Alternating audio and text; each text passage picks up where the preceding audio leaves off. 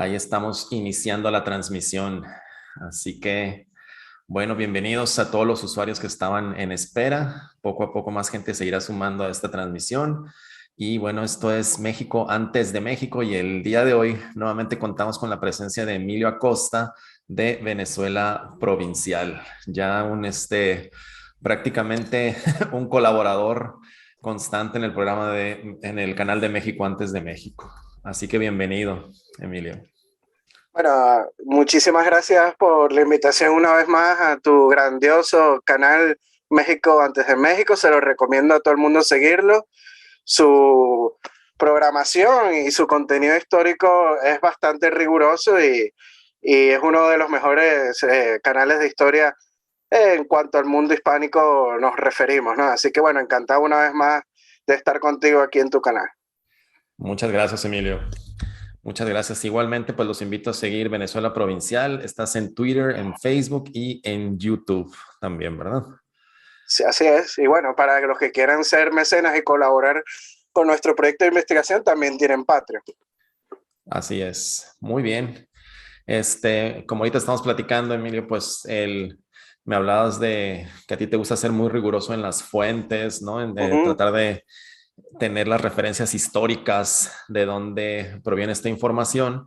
Y bueno, muchas veces cuando uno ujú. empieza a estudiar la historia, cuando empieza a estudiar el pasado, en estas fuentes históricas, en estos relatos, en estos documentos, uno empieza a dibujar esta idea de cómo vivía la gente hace siglos, cómo vivía en la antigüedad y en el caso particular que nos atañe, pues al momento del contacto entre América y Europa, ¿verdad?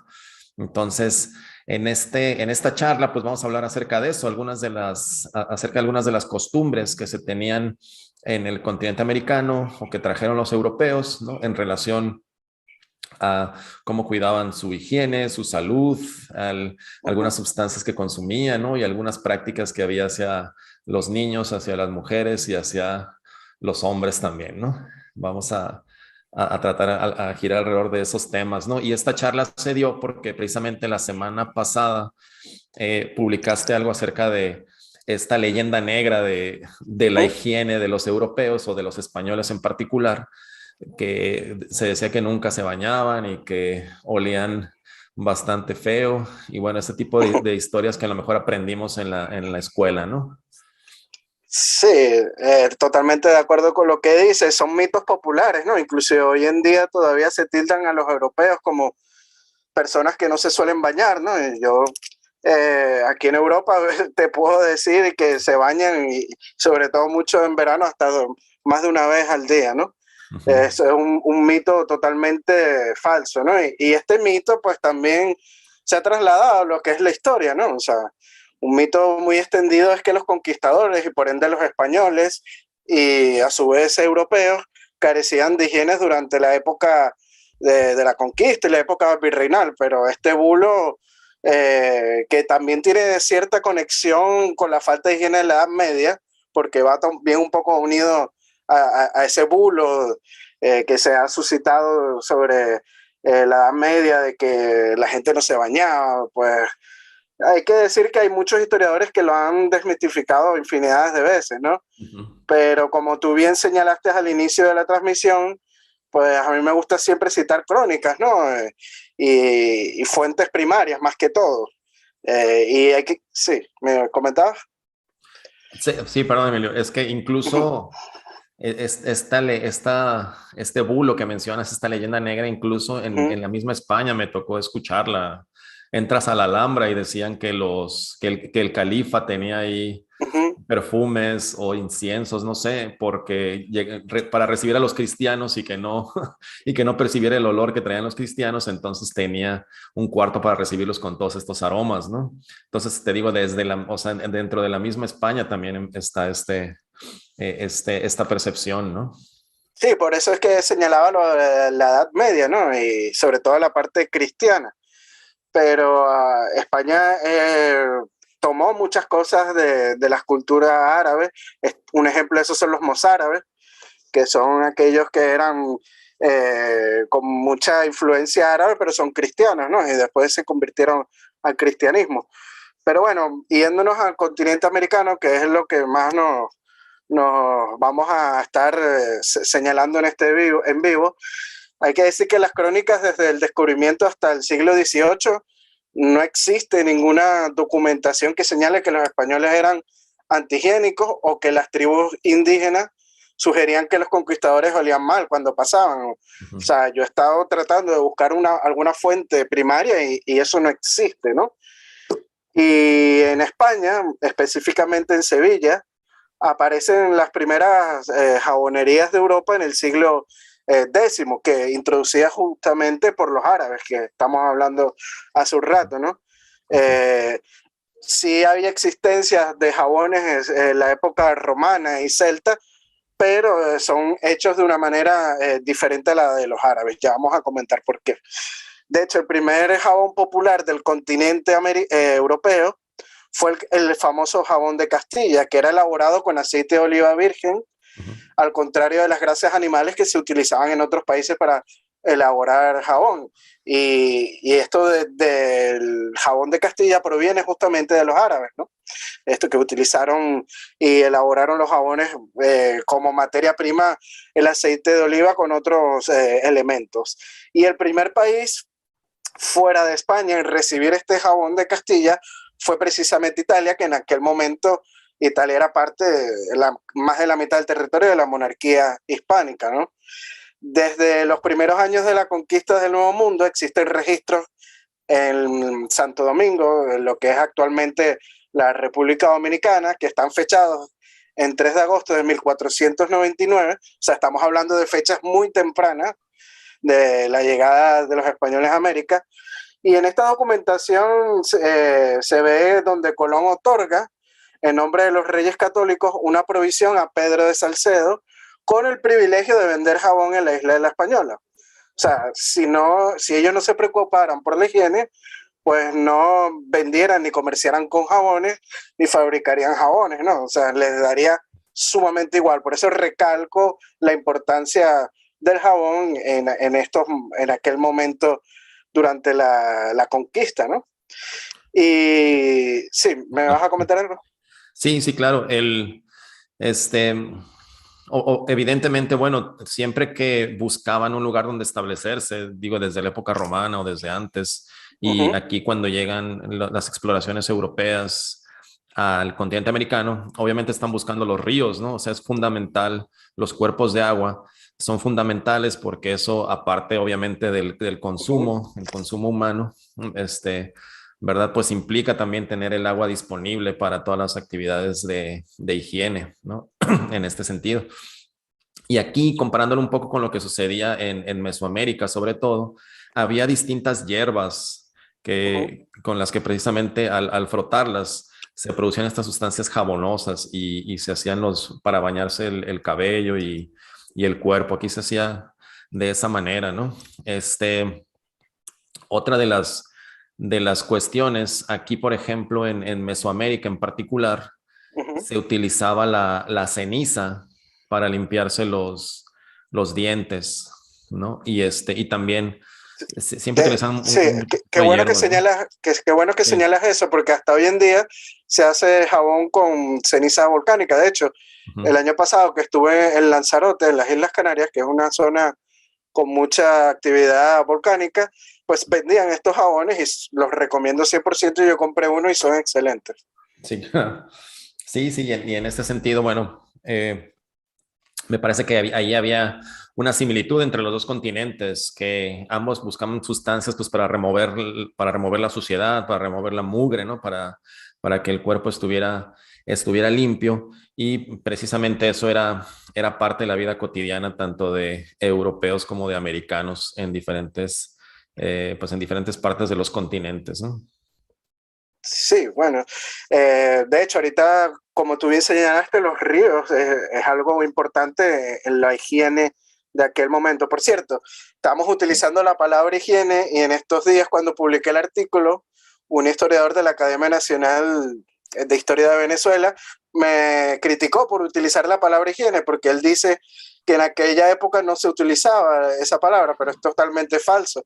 La Ok. palabra higiene es de origen griego y ya existía en aquel momento solo que sí, no se solía utilizar mucho, se empezó más a utilizar el término fue a través del siglo de 18 por la Ilustración, ¿no? Ujú. Pero el término existía y no es incorrecto, ¿no? Para no vaya a ser que salga alguien ahí Claro. a decirnos que estamos utilizando un término incorrecto, ¿no? Pero bueno, eh, continuando un poco con esto de los jabones, Ujú. como hemos estado hablando, en 1575 los españoles abren la primera jabonería en México, ¿no? Y Ujú. se sabe de la existencia también de jabonerías durante el siglo XVII en Guayaquil, que es en el actual territorio de Ecuador, y también en la provincia de Venezuela en este siglo. España obtiene también en el siglo XVII el monopolio de la venta del jabón de Castilla en Inglaterra. Imagínate lo famoso que eran estos jabones de Castilla, que Inglaterra, que era una potencia enemiga de España, pues compraba estos productos, ¿no? Y bueno, citando lo de los ríos que estábamos hablando ahora, en el año 1575, Bernal Díaz del Castillo cita en su obra Historia verdadera de la conquista de la Nueva España, o sea, de México, la alegría de los conquistadores por encontrar agua para asearse. Cito a Bernal. Y quiso Dios que topásemos buen agua y con alegría por hartarnos de ellas y lavar paños para curar los heridos. Estuvimos espacio de una hora y ya que nos queríamos venir a embarcar con nuestra agua, muy gozosos, vimos venir a un soldado. O sea, aquí vemos la alegría de ellos por Ujú. conseguir el agua, ¿no? Y dice para lavar paños y curar a los heridos. O sea, saben de la importancia del agua para la higiene. Muchos Claro. dijeron, no, pero aquí no se cita, cuando yo publiqué este artículo, no, pero aquí no se cita que ellos se bañen con esa agua. O sea, eso es buscarle, como dirían en Venezuela, la quinta pata al gato, ¿no? O sea, es Sí, sí, demasiado claro. obvio. Uno tiene precisamente las fuentes históricas, ¿no? Uh Tiene -huh. que, como dicen, leer entre líneas y no te van a decir la información de manera textual, las crónicas, puesto que, bueno, era parte de su vida y no te lo van a, probablemente no era lo que consideran importante narrar en estas crónicas, en estas historias, ¿no? Te digo, recordar que Bernard Díaz del Castillo redacta su historia verdadera de la conquista para que para que se le respeten los derechos como conquistador, ¿no? Los derechos que tenía sobre sus tierras, ¿no? Sobre sus territorios conquistados. Entonces, hacer toda la narrativa es parte de un proceso legal. Entonces, finalmente nosotros lo que hacemos es agarrar esos documentos que tenían otra finalidad, ¿no? Ganar litigios, ensalzar la figura del conquistador y a través de esos documentos que tenían otras finalidades, pues tratar de alguna manera mirar las costumbres que había, ¿no? De alguna manera mirar la forma de vida o algunos otros aspectos con lo que nos dejan ver esos documentos, ¿no? Y precisamente uno de los más importantes para entender el México prehispánico es el Códice Florentino, ¿verdad? Uh -huh.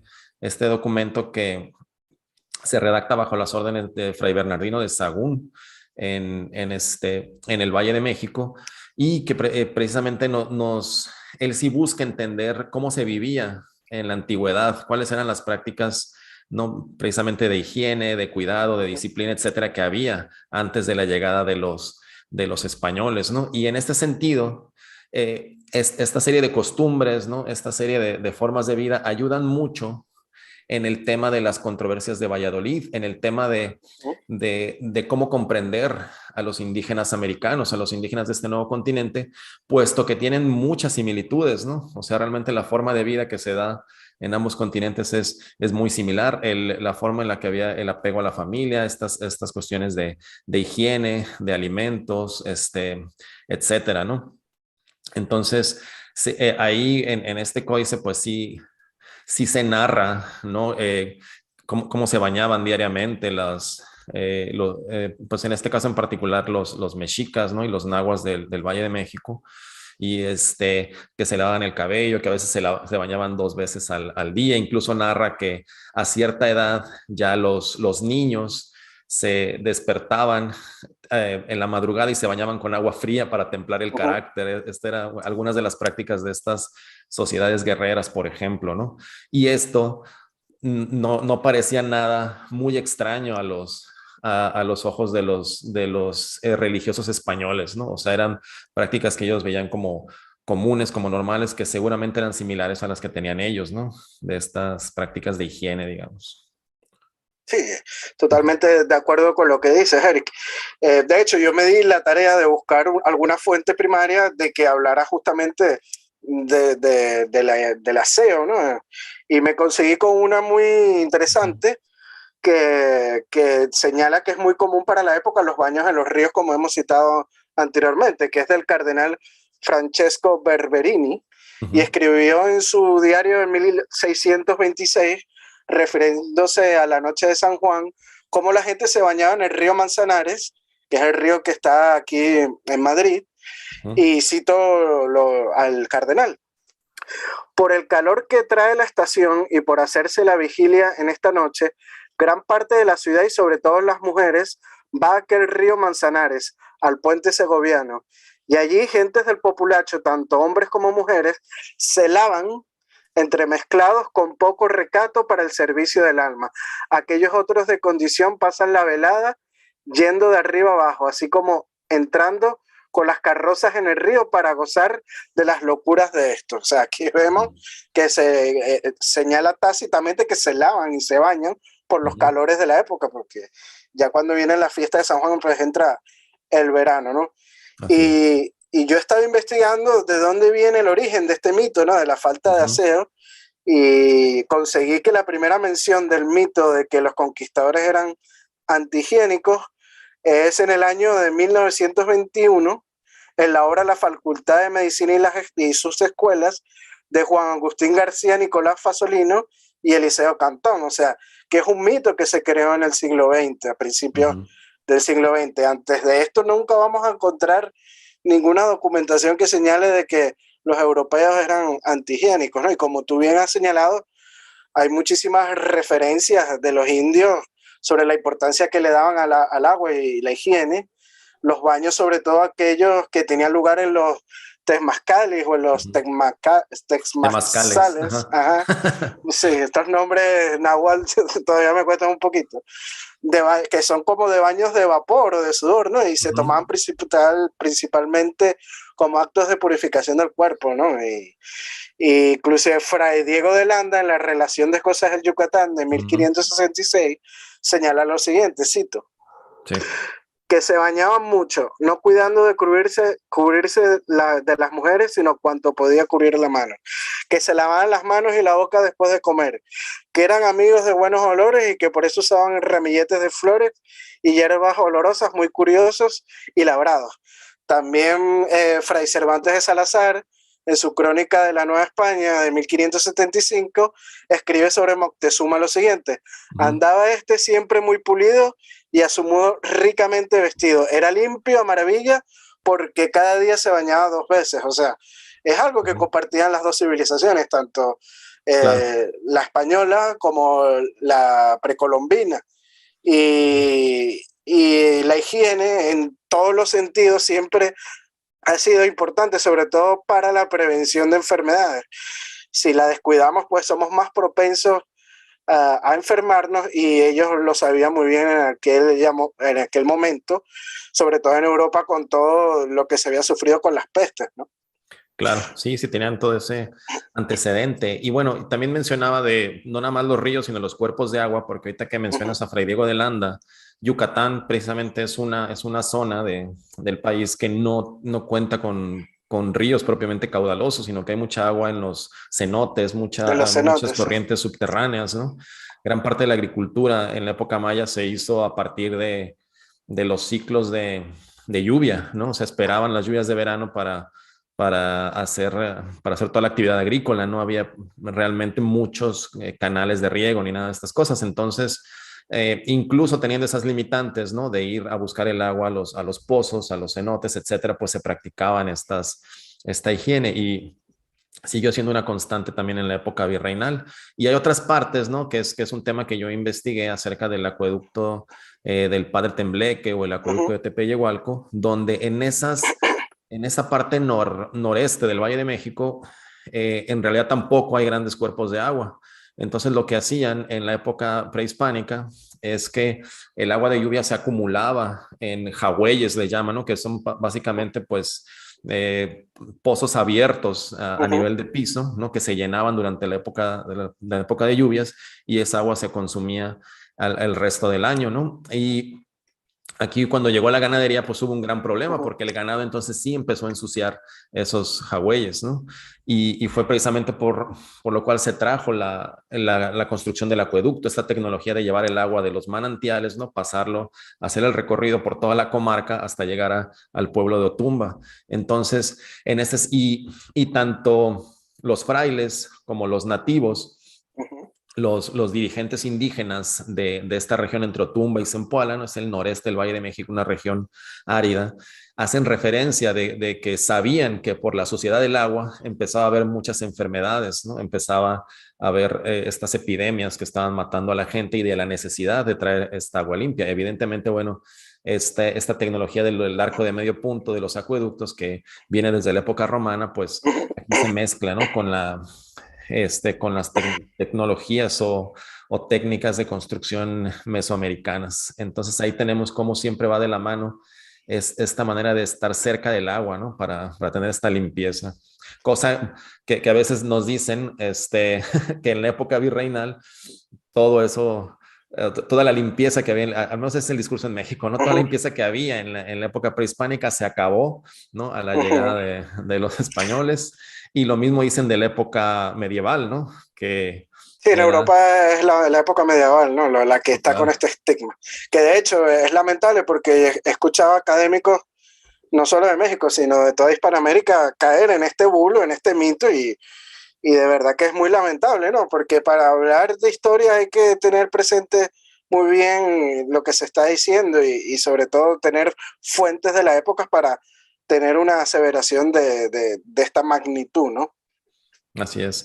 Oye, y hablabas también de los baños, de los temazcales, que a veces, Ujú. además de limpiar, tenían otras funciones de servir como puentes para el cambio de percepción, ¿no? Pero donde se consumían distintas sustancias también psicotrópicas. Pero antes de pasar a ese tema, para ir viendo lo que han comentado Ujú. de los asistentes a este evento, a los cuales les doy las gracias infinitamente por estar escuchando esta plática. Voy a tratar de leer algunos de los comentarios que ya se me fueron muy, muy arriba, pero bueno, Ujú. voy a tratar de ver algunos de los comentarios respecto a este tema para después pasar a un siguiente tema sobre las costumbres y el uso de psicotrópicos en Europa y en América, ¿verdad? Sí, comenta Olivia Ramos, saludos, que este bulo fue y es parte de la leyenda negra. Este, comenta que cree que fueron los holandeses. Tú comentabas que había venido desde Italia, este bulo. No, no, de Italia, el primer país que se exportó el jabón de Castilla fue Italia. Ah, ok, ok. Este bulo en Europa es más que todo de la época medieval. De hecho, muchos españoles Mm, desconocen que está este mito en América de que los conquistadores olían mal o sí, inclusive claro. hasta hoy en día no se bañan, ¿no? No son antihigiénicos. Ok, ok. Dice Hartman, dice que es excelente dato el del jabón de Castilla, que no tenía idea de su existencia. Entonces, pues muchas gracias, Emilio, por esta información. Los romanos traen a España el control del agua, dice José Ángel Jiménez, y así, y aquí América Y también llega en ahorita que estabas acueductos, ¿no? hablando de los acueductos, que Sí, México es claro. el país que más se construyó acueductos durante la época virreinal, en zonas donde a lo mejor no había tantos recursos como el virreinato de la Nueva España, que era muy rico, pues también Ujú. se construía en los aljibes, que eran de origen árabe y los españoles pues lo introducieron dentro de lo que fue la ingeniería hidráulica para suministrar agua y eran muy económicos de hacer. Ujú, ujú. Así es, sí, y por ejemplo en este acueducto que te digo que va a Otumba, hay varios lugares en los caminos donde se almacenaba el agua, ¿no? Para que siguiera su camino, entonces ahí tomaban agua los que iban con las recuas o los que hacían los viajes entre los pueblos, ahí podían tomar el agua corriente del manantial. Y esto pues es algo, esta tecnología propiamente pues sí es de origen romano, ¿no? Aunque en la época prehispánica había otro tipo de acueductos, no eran tan avanzados como estos, ¿no? Uh -huh. Este, Comenta José Antonio Portaña, que les mando un saludo a todos, saludos desde Sonora. Y Emilio, saludos desde, ¿desde dónde nos estás hablando, Emilio? Bueno, hoy desde Madrid, mañana parto para Tenerife. Ah, ok. Bueno, dice, es obvio que un conquistador a caballo oliera a cualquier cosa menos a flores, pero pues así era entonces y hoy, Claro. correcto, ¿verdad? O sea, tanto los guerreros de uno u otro continente, de cualquier continente, bueno, por eso es esta Igual que mención, los marinos, ¿no? Los claro. marinos, al tener viajes de muchos meses, pues no es que su olor fuera el más correcto, pero se preocupaban por la higiene y trataban de racionar el agua para ellos también Sí, lavarse un poco, ¿no? digo, hay prioridades, ¿no? Primero está el agua para Claro. beber y luego está el agua para asearse, ¿no? Este, bueno, aquí se me fueron muchos comentarios para arriba. Este, los primeros cirujanos y médicos eran los barberos en infinidad de casos, comenta Hartman. Sí, aquí no sé si eso entra un poco en el Ujú. tema, pero había médicos en el México prehispánico que de alguna manera usaban distintas, sobre todo hierbas, ¿no? Y distintos tratamientos para curar las enfermedades. Y obviamente sabían que retirar la carne muerta, que retirar la mugre, pues era fundamental para curar a los enfermos, ¿no? Los baños, los temazcales, etcétera. Entonces, siempre me parece que desde la antigüedad se tiene Ujú. esa percepción en el ser humano de que es muy importante estar limpio para también estar sano, ¿no? Un dato muy interesante que acaban de señalar sobre los cirujanos Ujú. en aquel momento, en aquella época, es que en la América hispana este tipo de oficio lo llevaban mucho, sobre todo los pardos. Los Ujú. pardos son gente con todas las mezclas, ¿no? O sea, como un mulato, ¿no? Ujú. Ok. Hay unos comentarios que no entiendo si tengan algún fin, este, bueno, no entiendo, ¿no? Pero dice José Antonio Portaña nuevamente, lo primero que hizo Cortés tras conquistar a México fue dragarla. Me parece que se refiere al Valle de México. Este, bueno, lo que sucede aquí es de que así como ellos, o sea, así como se trajo tecnología hidráulica de Europa, también había otras tecnologías hidráulicas aquí en Mesoamérica o en el México antiguo. En el caso particular del Valle de México, las chinampas, que son esta especie este, pues de jardines que se hacen con madera, donde se ponen tierra y piedras para que pudieran ganarle un poco de espacio a los lagos, a los cuerpos de agua. Y bueno, y como en México en particular, o más bien en el centro de México, se diferencian mucho las estaciones, más allá de invierno, primavera, verano, se diferencian mucho entre la temporada de lluvias y la temporada de secas, ¿no? Entonces, los niveles de los lagos durante la temporada de lluvias, a partir del mes de junio, suben dramáticamente los niveles de los lagos. Entonces, esta tecnología de chinampas, estos diques, ¿no? Había diferentes sistemas que permitían mantener estable el agua alrededor de México, Tenochtitlan en particular, y bueno, y de otras poblaciones en la ribera del lago de Texcoco y de otros cuerpos de agua, ¿no? Estos sistemas a mí me parece que no fueron totalmente comprendidos por los ingenieros europeos y más bien, pues la solución que encontraron finalmente fue y que se sigue haciendo esa solución, ¿no? Es de ir retirando el cuerpo de agua más allá de mantener estables los niveles, ¿no? Se dice aquí, ¿no? Por ejemplo, que, bueno, en el caso de Ujú. México Tenochtitlan, sí había estos acueductos, había esta agua corriente, ¿no? Que permitía Sí, precisamente que se por medio de bañaran. canales, más que Sí, todo. claro. Ujú. Que permitía los baños en la mañana y en la tarde, que permitía tener agua potable a través de los acueductos y también, bueno, que había un sistema de recolección de desechos, ¿no? De heces, donde se ponían afuera de las casas y pasaban las canoas a recolectar pues los excrementos, ¿no? Que servían también para abono en las partes agrícolas, ¿no? Entonces, bueno, había un sistema bastante organizado en ese sentido. Y estamos hablando, por ejemplo, de que al momento del contacto, digo, para no salir mucho del tema, la Ciudad de México Tenochtitlan, aunque varían, ¿no? Las estimaciones, probablemente tenían alrededor de 150,000 habitantes. Entonces, sí era bastante complejo mantener, ¿no? este orden. Sabemos que se inundó la ciudad en la época prehispánica un par de veces, ¿no? Obviamente también la ciudad virreinal también se inundó de manera grave también a lo largo de su historia. Entonces, bueno, aquí yo creo que el, se hubiera aprendido mucho también de estos sistemas, ¿no? Que tenían para mantener el agua de los lagos, para manejar De, los desechos, etcétera, ¿no? de hecho, en México hay hasta represas de la época virreinal. Uh -huh. Creo que hay más de 450 construidas y tú las ves y parecen represas como las de hoy en día, ¿no? Uh -huh. Una de esas presas es la de Malpaso, que está Okay. en Aguas Calientes Uh -huh. y tiene 35,5 metros.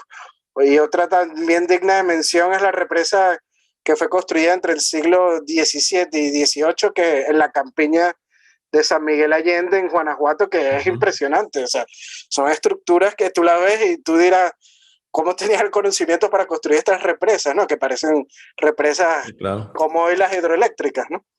Pero eran, Así por es. supuesto, para conservar el agua de una mejor manera. Uh -huh. Uh -huh. Claro, claro. Entonces, como te digo, el caso de México, al ser un territorio tan extenso, bueno, y me imagino que también Venezuela, ¿no? Y otros países de América, pues tiene partes donde abunda el agua, donde incluso se desbordan los ríos, y otras partes como la que mencionabas, hay Aguascalientes, ¿no? Guanajuato, San Miguel de Allende, donde a veces escasea. Entonces, desde ese entonces, ¿no? La concentraban, hicieron las represas, ¿no? Para Uh poder -huh. mantener sus actividades y poder tener el vital líquido, básicamente, ¿no?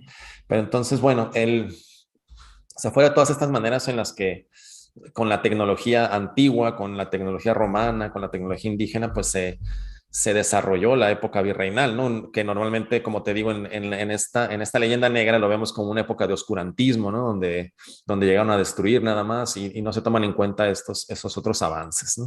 Entonces, bueno, aquí también, como hoy te estaba comentando, eh, Uh -huh.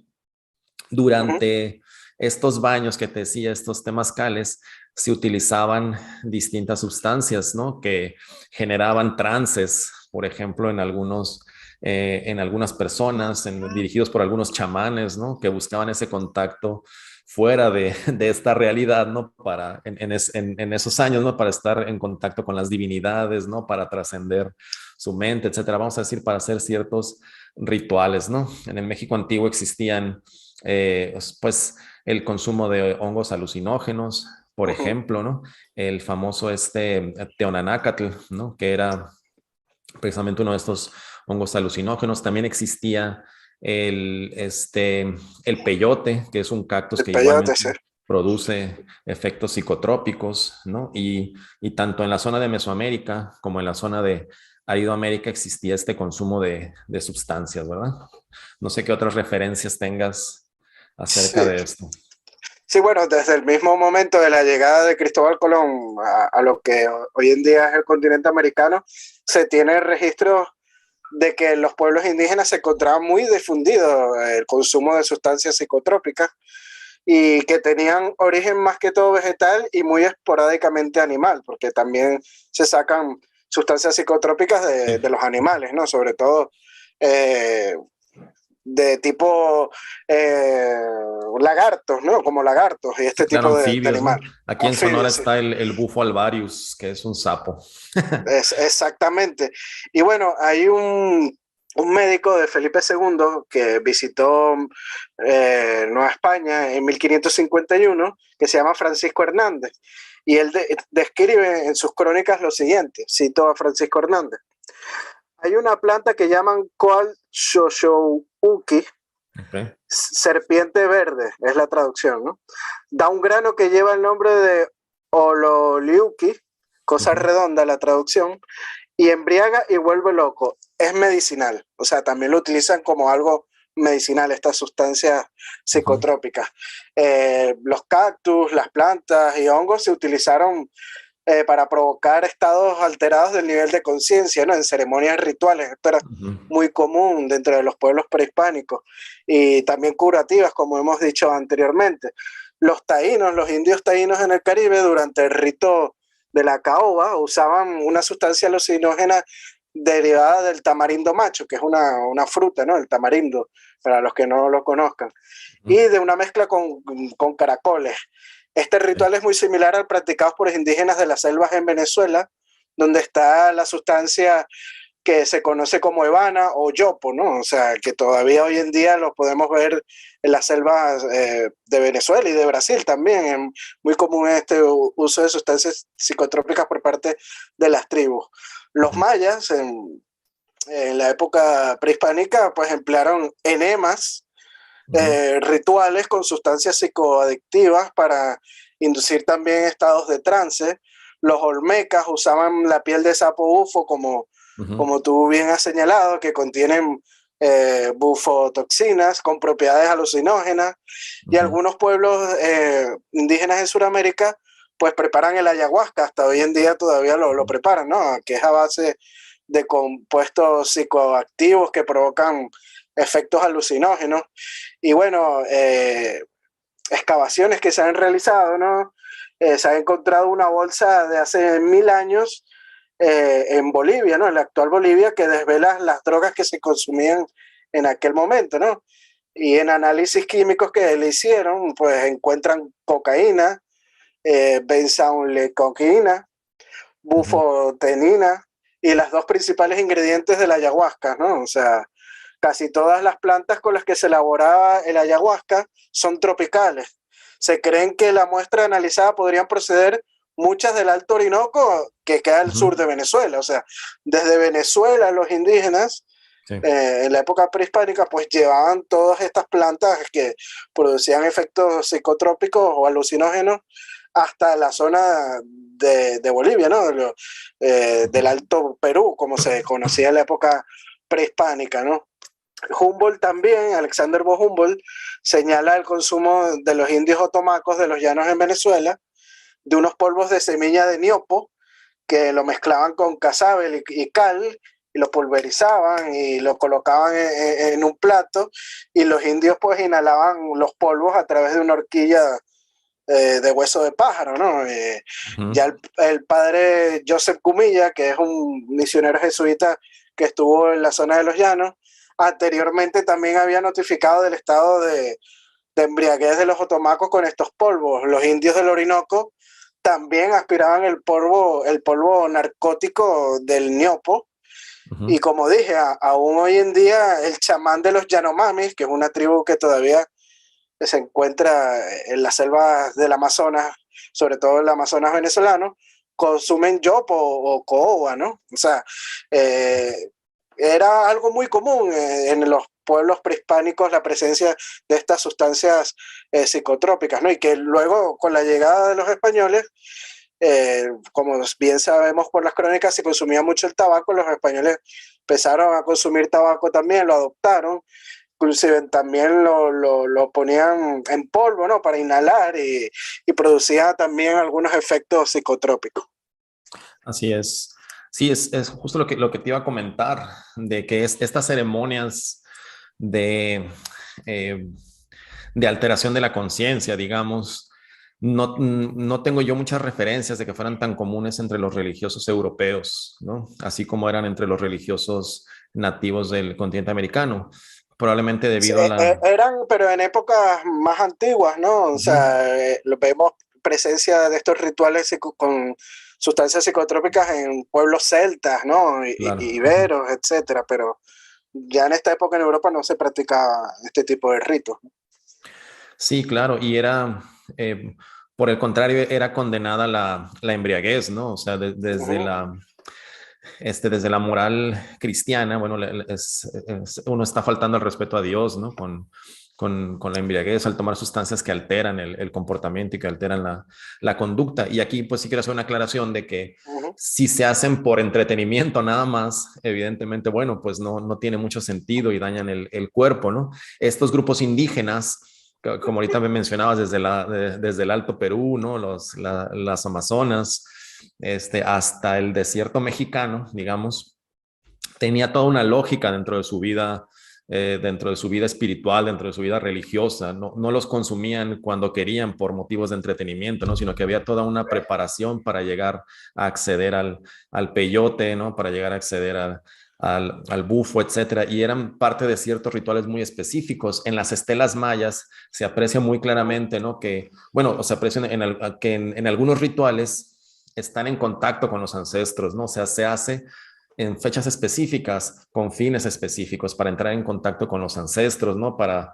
conocer mejor aspectos profundos de su ser, de su identidad, e incluso en algunas ocasiones para tratar de tomar las mejores decisiones. Aquí, por ejemplo, en el desierto de Sonora, hay un debate sobre realmente qué tantas sustancias psicotrópicas se utilizaban en los pueblos prehispánicos. En la actualidad, algunos de los grupos indígenas sí utilizan el bufo alvarius, ¿no? A partir de extraerle esta toxina que genera el sapo, se fuma, ¿no? Entonces, este tipo de sustancias, ¿no? Se supone, la verdad yo no, yo no las he probado, ¿no? Pero bueno, se supone que genera una visión de figuras geométricas al momento en el que empiezas a entrar en este trance, ¿no? Los testimonios de quienes tienen esas prácticas dicen que sientes como si te estuvieras muriendo, ¿no? Te sientes cercano a la muerte y entonces empiezas a ver muchas cosas en abstracto. Y bueno, acá en el desierto de Sonora, en las zonas arqueológicas, hay, hay pinturas rupestres o petrograbados más que nada, donde se aprecian figuras geométricas, ¿no? Entonces a lo mejor ahí podríamos tener una relación con lo que observaban en estos rituales y lo que plasmaron en las piedras estos grupos de la antigüedad, ¿no? Hay muchas como espirales, ¿no? Cuadros, algunos incluso como especie de olas, o sea, se ven diferentes formas geométricas que Sí, plasmaban ahí y que obviamente son figuras que no provienen de la naturaleza, ¿no? sí, como los vídeos de los años 60, ¿no? Todo Sí, claro. Muy alucinógeno, psicodélico, ¿no? todo psicodélico. Ahorita que estabas mencionando, ¿no? Sí, es verdad que la mayoría de estas sustancias psicotrópicas se consumían en rituales, digamos, religiosos, ¿no? Por Ujú. términos religiosos, pero hay algunas tribus que lo hacen por cosas, por cosas recreativas, ¿no? Y vemos hoy en Ujú. día la comunidad Pemón en la Gran Sabana en Venezuela, que cualquier festividad que tienen para celebrar, pues sacan sus plantas psicotrópicas, ¿no? O sea, por Claro, motivos de celebración también es muy consumido. sí, claro. Sí, y bueno, y digamos hasta la fecha, ¿no? Las sustancias más difundidas en Europa para la embriaguez, pues serían los licores, ¿no? El alcohol, el vino, ¿no? Sí, claro. Etcétera. Que cosa que también existía en el México prehispánico. La bebida más difundida en el México antiguo es el llamado pulque, ¿no? El O pulque, sí. octli, se llamaba en náhuatl. Que Este después es es un, adoptado en la época virreinal también. Sí, sí, sí, es muy difundido y de hecho, bueno, no es un destilado, es un fermentado que proviene de los jugos que segrega el maguey, el corazón del maguey, ¿no? Que es esta planta como una aloe vera gigante, ¿no? En su corazón y también de otras variedades de esta planta se hace el tequila, ¿no? Se destila el tequila y aquí en Sonora en particular el bacanora. Entonces, pero el que se utilizaba de manera más natural, con un fermentado natural, es pulque o octli, como le llamaban en la época antigua, ¿no? Y En Sudamérica está la chicha, ajá, que para los que no saben, no es la chicha de hoy en día, ¿no? ujú, Que es a base de arroz. Estamos hablando de la chicha prehispánica, que era también producida a estados de embriaguez, y esta la hacían, pues, cogiendo la yuca y mordiéndola, ¿no? Y después la escupían en, sí, en vasijas, y ahí, bueno, la fermentaban y después eso la tomaban y se emborrachaban con eso. claro. Sí, sí, y aquí lo que nos dice, pues, por ejemplo, el Códice Florentino, ¿no? O los relatos que concentra Sagún, es de que era muy mal vista en la sociedad mexica la embriaguez. Describe incluso en alguna parte de estas crónicas los tipos de borrachos que había, ¿no? En la antigüedad, ¿no? Y que haz de cuenta que estás leyendo una descripción actual, ¿no? El que se pone violento, el que se pone Ujú, melancólico, ¿no? Etcétera, ¿no? El que se pone a hablar mucho. Entonces era muy condenado esto. Sin embargo, como aquí un ciclo de vida era considerado de 52 años, una ujú. vez que una persona llegaba a más de 52 años, que en ese entonces ya era prácticamente el final de su vida, ¿no? Era libre de beber todo, todo lo que quisiera, ya no se le juzgaba de ninguna manera, ¿no? Pero a las personas que lo hacían antes de esa edad sí eran bastante condenadas en las sociedades antiguas. Y aquí también hay también no sabemos, por ejemplo, exactamente, no hay una fuente clara de dónde viene el proceso de que ya agarran otras variedades de maguey para Ujú. destilarlas y convertirlas en el mezcal o en el tequila, ¿verdad? Hay quienes pensamos que desde la época prehispánica ya había ciertas maneras de cocinar la piña del maguey para sacarle un destilado y hacer una bebida embriagante. Esto porque el mismo Hernán Cortés, cuando está paseando por el mercado de Tlatelolco, Ujú. comenta que hay licores, que están vendiendo licores ahí en el mercado de Tlatelolco, ¿no? Además del pulque, que como lo expliqué, es un fermentado, ¿no? Se trajeron, claro, otras tecnologías de Persia, ¿verdad? De Medio Oriente para hacer los destilados, que originalmente eran usadas para hacer perfumes, ¿no? También hablando de la higiene, ¿no? Que originalmente eran usadas para hacer perfumes, se trajeron a la Nueva España para hacer los procesos de destilado de estas bebidas, ¿no? Entonces, desde mi punto de vista, lo que a mí me parece es de que mejoraron los procesos de destilamiento que ya existían en la época prehispánica, ¿no? Hay quien piensa que no, pues más bien que fue una innovación ya de la época virreinal, pero bueno, ya en este sentido, eh, digo, aunque no es un aspecto ritual como en la época de los chamanes, ¿no? Como en la época Ujú. antigua, bueno, siempre el licor, ¿no? El alcohol está relacionado con las festividades también, ¿no? Con ciertas fechas de festividad religiosa o con festividades propias también de los pueblos, ¿no? Sí, de hecho, hablando ahora de esto, del licor, ¿no? Del alcohol durante la época virreinal, muchísimos misioneros y sacerdotes, sobre todo el sacerdote del obispo de la provincia de Venezuela en el siglo XVIII, Mariano Ujú, Martí, señala el estado de embriaguez que era propenso en los pueblos indígenas, ¿no? ujú, Y inclusive se le llama a las autoridades virreinales para que suban los impuestos del destilamiento de lo que dirían en Venezuela en aquella época el guarapo, ¿no? Que era una ujú. bebida eh, alcohólica y también el aguardiente, que era el más popular durante la época virreinal, para que bajara el consumo de alcohol porque era muy alarmante, ¿no? Sobre todo en los Claro. pueblos pequeños donde no había mucha autoridad que llegara. Sí, sí, correcto. Y sí, y también, bueno, genéticamente la resistencia al, al alcohol es mayor en los pueblos europeos que en los pueblos indígenas del continente americano. O sea, es la resistencia y entonces la embriaguez sí, sí era un problema mayor en esta parte del mundo, ¿no? Me parece, ¿no? Y Ahora, si lo ujú, ves hoy en día, los estudios que han realizado en países como en Estados Unidos o en Canadá, ujú. los niveles de alcoholismo en las tribus indígenas, en las reservas, es alarmante, ¿no? Lo podemos ver hoy en día todavía. Sí, sí, correcto. Sí, entonces, bueno, eh, vamos a, vamos viendo cómo, bueno, estas sustancias, pues también es algo en común, ¿no? Están estas similitudes, ¿no? De las diferentes sustancias que se empezaron a usar en Y ambos, como en dije ambos anteriormente, continentes. los Sí, españoles también las adoptan, ¿no? Los españoles después claro, empiezan también a beber el pulque, a consumir el tabaco, que el tabaco es de origen americano, no se claro. conocía en Europa.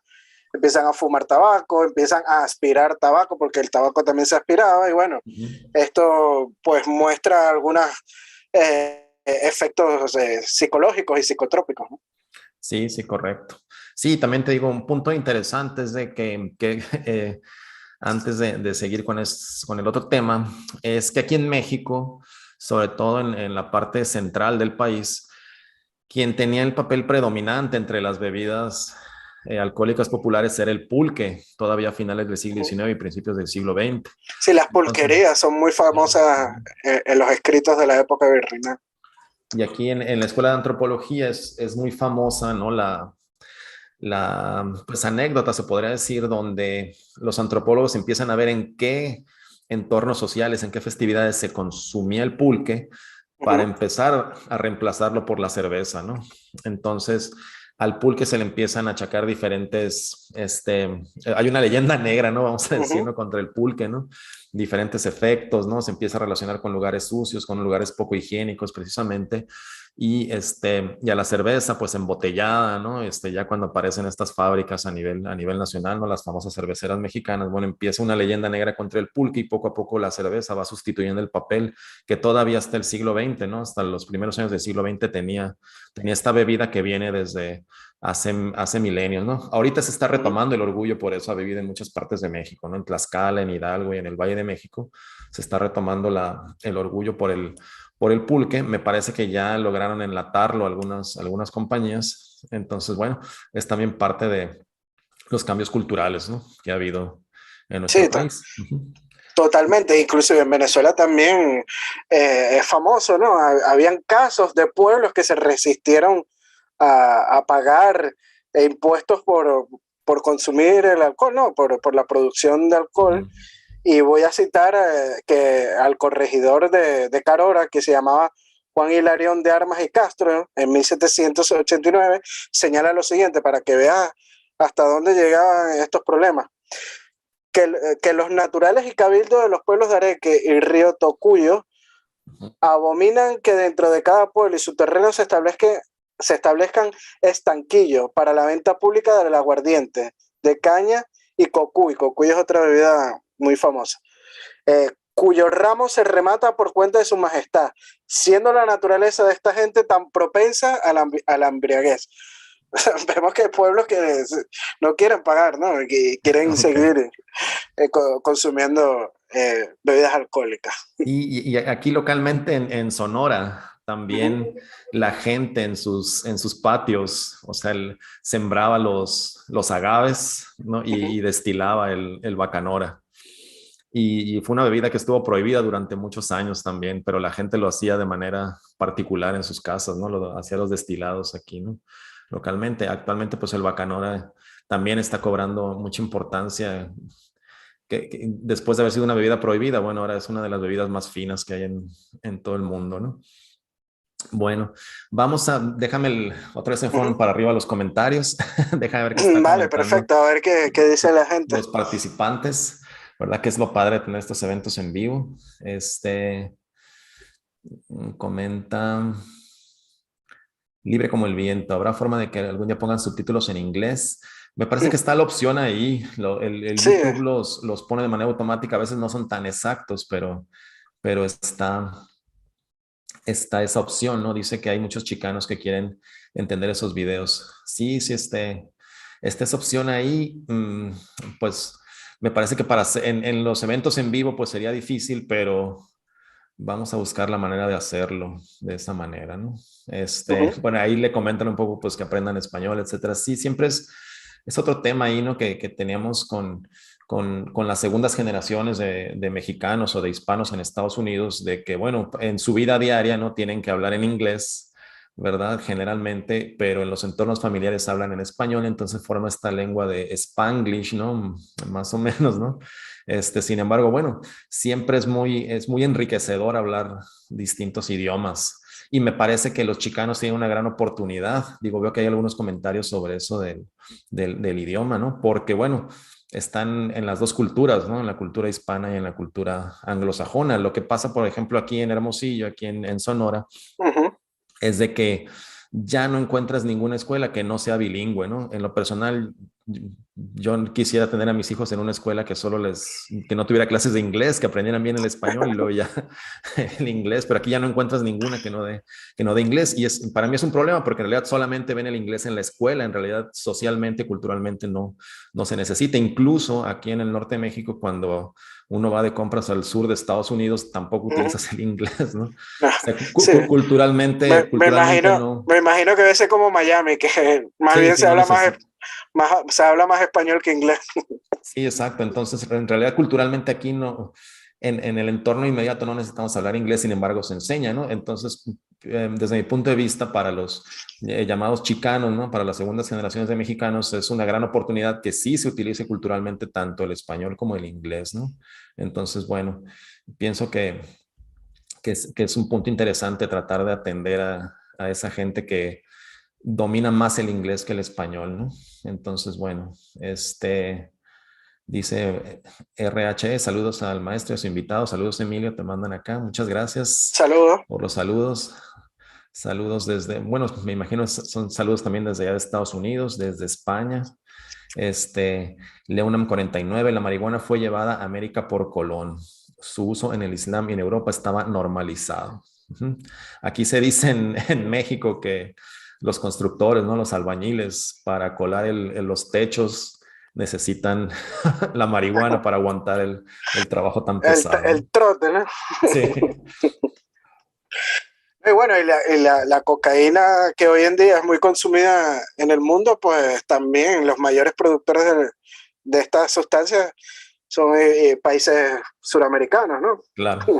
Así que bueno, Sí, y con las altitudes que hay allá en Perú y Bolivia, o sea, masticar la hoja de coca era algo también muy algo común, muy ¿no? normal, claro. Ujú. No, inclusive hoy en día se toma té de coca y es muy normal, ¿no? Pero bueno, después se hicieron drogas más fuertes, ¿no? A través Sí, sí, ya. de químicos y laboratorios y se produce cocaína, ¿no? Que Ujú. lamentablemente es algo que está dañando mucha población en el mundo.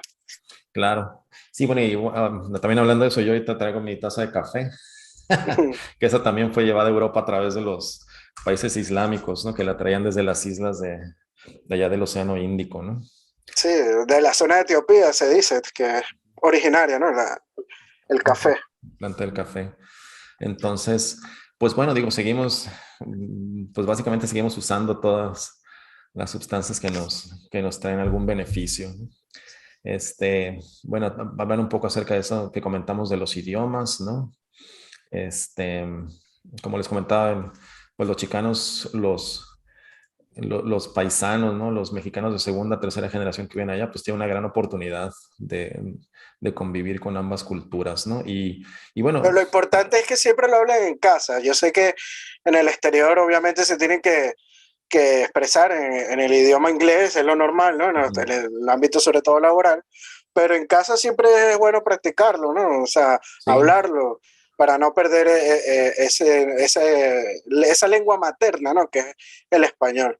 sí, bueno, y precisamente canales como este y como el tuyo, de Venezuela Provincial y de México antes de México, buscan retomar ese orgullo de la cultura hispana también, ¿no? Entonces, bueno, dice Can Ek, el uso de las drogas entre el Nuevo y el Viejo Mundo radicaba en que los europeos la comercializaban, mientras en el Nuevo Mundo eran más valiosas las semillas de cacao, las plumas de las aves que las drogas. Bueno, interesante, ¿no? Si esos artículos de alto valor como las Por plumas cierto, de aves, pues sí. hablando de eso, España estuvo en contra del comercio del opio durante el siglo XVIII y principios del XIX. Es muy Sí. famoso la guerra del opio de los ingleses y Fernando VII en las Islas Filipinas, que es en donde podría llegar por el opio, ¿no? Ujú. Prohibió tajantemente la comercialización del opio para vendérselo a los chinos. La monarquía hispánica estuvo más bien en contra de comercializar opio Ujú. con China, ¿no? Que China, como bien sabemos, la primera globalización mundial fue entre la monarquía hispánica y el imperio chino y España nunca utilizó como moneda de cambio el opio, ¿no? Para sacarle provecho al comercio. Sí, ya me parece que era una sustancia demasiado fuerte para lo que se manejaba aquí, ¿no? Comenta José Antonio Pertaña. Portaña, perdón, es curioso, pero en España somos propensos a destilarlo todo, pero no propensos a la embriaguez, quizás por haber convivido siempre con el alcohol. Sí, me parece que hay una cuestión genética ahí, ¿no, Emilio y José Antonio? Saludos allá a España, de que precisamente como ha habido tantas generaciones que han consumido destilados, fermentados, etcétera, sí, no, se tiene más resistencia que en la mayoría de los pueblos nativos, ¿no? Sí, aquí como bien comentabas, en las reservaciones en Estados Unidos, ¿no? O en muchos pueblos Ujú. indígenas aquí en México es un gran problema el de estas sustancias, ¿no? No, y Incluso, En el Canadá hay unos estudios que citan grandes números de muertes anuales por culpa del alcohol, sobre todo en los pueblos inuit, ¿no? De ujú. ya al norte del continente. Sí, sí, claro. Sí, incluso, bueno, hablando de otra sustancia que no es considerada una droga, pero que es muy adictiva, que es el azúcar. Eh, Ujú, Aquí también, sobre todo en esta parte del desierto de Sonora, el pueblo Comcac, tengo un par de videos ahí de los Comcac o los mal llamados Seris, no estaban en contacto con el azúcar. Entonces, actualmente hay muchos problemas de diabetes. O sea, ujú. son mucho más propensos a tener afectaciones por el azúcar que el resto de la población mexicana, que por cierto también, ¿no? En México es el país con mayores índices de diabetes precisamente porque no se tiene tanto esa adaptación genética y porque se consume mucho, ¿no? Sí, hoy en día Consume demasiada azúcar, ¿no? cualquier producto que tú veas tiene, aunque sea un poquito de azúcar, pero lo tiene. Sí, claro. Sí, sí, y en el caso, bueno, hablando de otro aspecto cultural, en México los sabores de las cosas son muy intensos, ¿no? Lo Sea, salado es muy salado, lo picante es muy picante, picante, ¿no? bueno, hasta las chucherías le ponen Sí, picante. y lo dulce es muy dulce, entonces eso también no ayuda mucho a a, a este tema. Bueno, Emilio, teníamos entonces, Ujú. bueno, parte a veces pues de esta embriaguez, ¿no? Genera, como te decía, algunas conductas Conflicto, sí. violentas, ¿no? Entonces, ibas a hablar acerca de también sobre el trato que se le da en particular a las mujeres, ¿no? De alguna Sí, manera culturalmente, ¿no? sí Sí.